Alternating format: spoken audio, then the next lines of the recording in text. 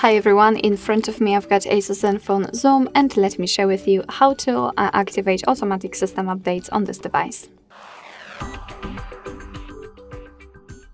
So let's start with opening the system settings and then scroll down to the very bottom to find system updates. Now we can tap on this auto download system update, and as you can see here we've got three different options. There is the one we've got currently applied is do not auto download system update, but we can choose auto download system update, and we can add kind of a condition that the device can actually automatically download the system update, but only during using the Wi-Fi. So it's of course up to you which one you prefer.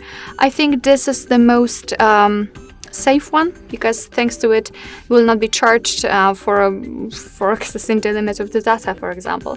So simply tap on the second option, and as you can see, it is immediately set, and from now on your device will be allowed to automatically download and apply system updates.